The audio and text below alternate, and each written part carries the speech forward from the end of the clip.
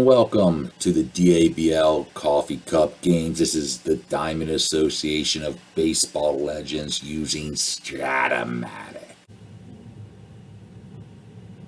Yo, what's up? This is Coach DK. We're going to do a little series, part of our Coffee Cup Games, which is fantasy games, replay games, dice and board games that we believe give you the best statistical results and I find enjoyable. But we're doing the DABL, the Diamond Association of Baseball Legends. So we're going to be using a game that I have fallen in love with over the last several decades, and that is StratOmatic.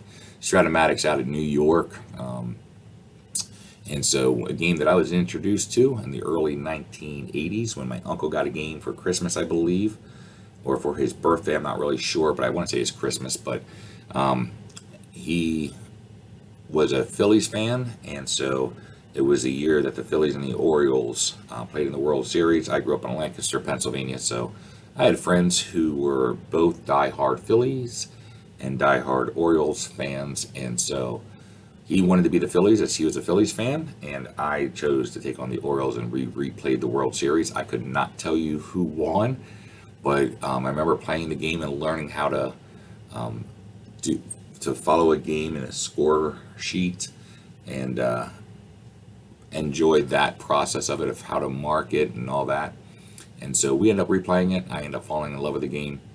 My parents bought me my own version in 1986. I was a Boston Red Sox fan, personally growing up, and so the Rocket, Roger Clemens, was my favorite player. And I remember, unfortunately, 86, the Red Sox made the World Series, and the unfairly villainized Bill Buckner miscue allowed a Game 7 where the New York Mets ended up taking the World Series championship.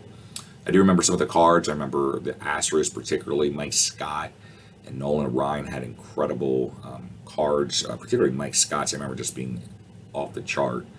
And I remember player Kevin Bass, who I was not familiar with. He had a really good season.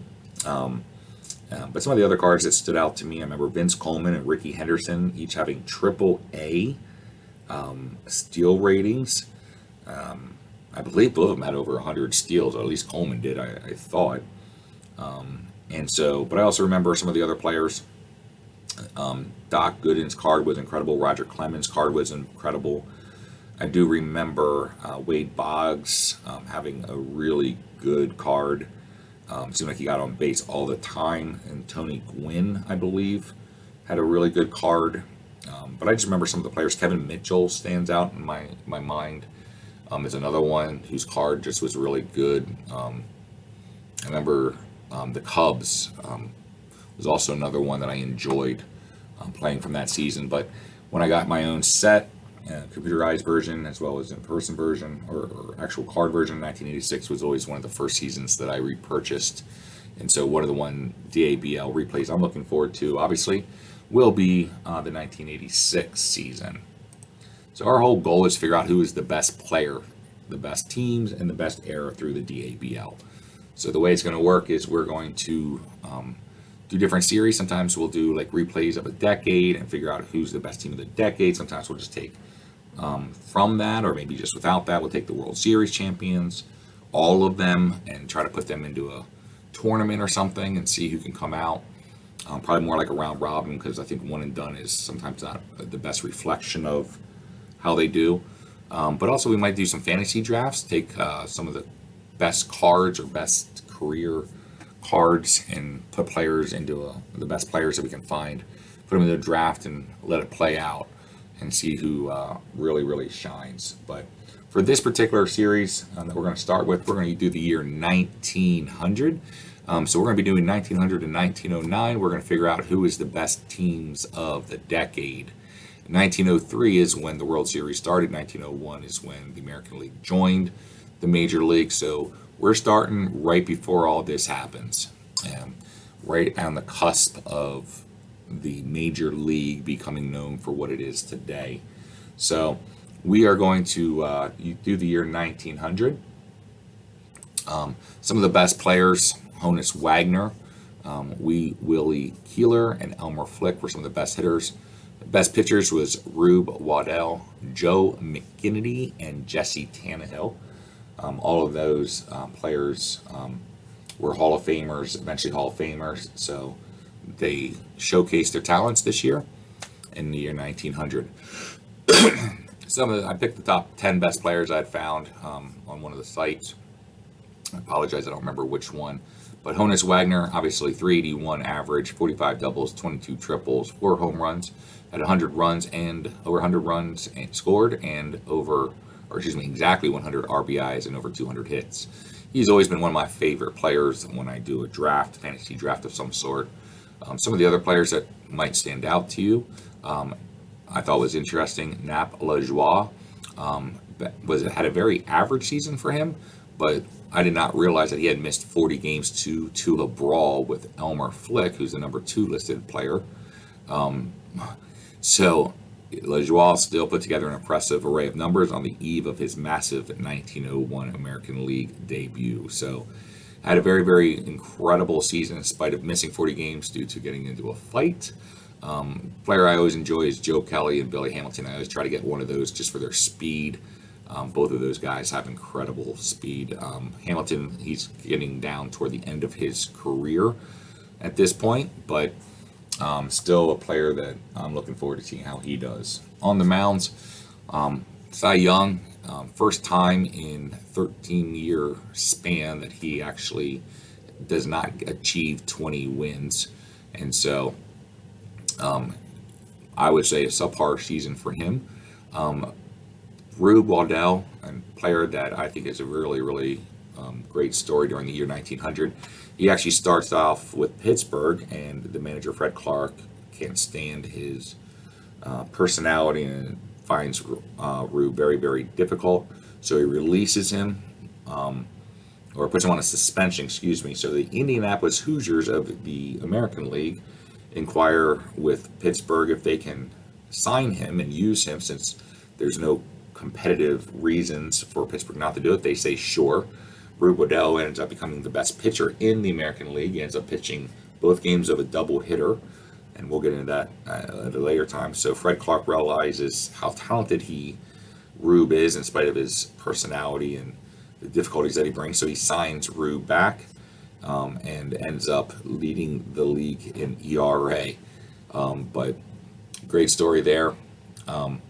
Noodles Hahn leads the league with 132 strikeouts. And so just something to keep an eye on, a few things there of the great players. So the way that we're doing it is we're going to first look at the National League. So the Brooklyn Superbas went 82-54, leading the league, the National League. Closely behind them was the Pittsburgh Pirates. Both of them have incredible teams when you start looking at their rosters. Philadelphia Phillies was not too shabby themselves, but those are the 3 teams that all had winning records. Of the bottom, none of them had winning records, with the Bean Eaters of Boston being the best team out of the group.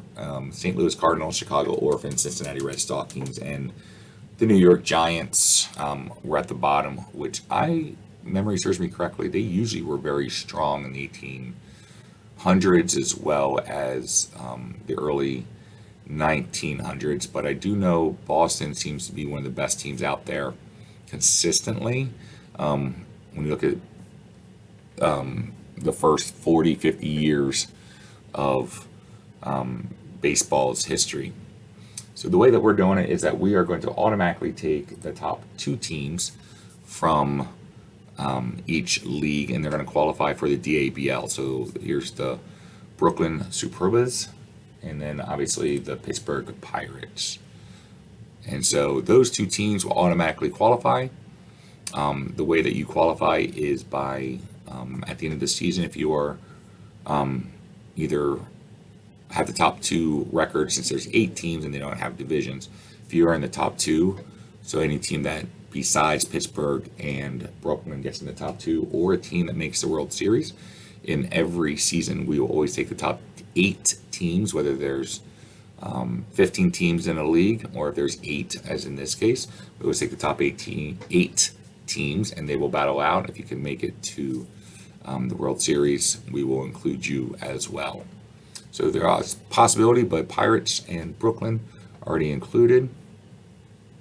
In the American League, we will include the Chicago Invaders and the Milwaukee Creams, obviously, who had the two best records. Invaders had the best record overall with 82 wins out of both leagues, and the Minneapolis Millers had the worst record out of both leagues, falling 31 games behind the Invaders. Milwaukee Creams, already talked about the Indianapolis Hoosiers, who had Rube Waldow for a stint, and the Detroit Wolverines, who I believe became the Tigers, were the four teams with the winning records. Cleveland Babes, Kansas City Blues, Buffalo Bulls, Minneapolis Millers, obviously at the bottom. But as told you before, the Invaders, Chicago, will get an automatic bid to the DABL tournament, and the Milwaukee Creams. So let's go ahead and let's just jump into the series. We're going to do the year 1900. Again, this is Coach DK Miller. Having fun. Hope you enjoy yourself.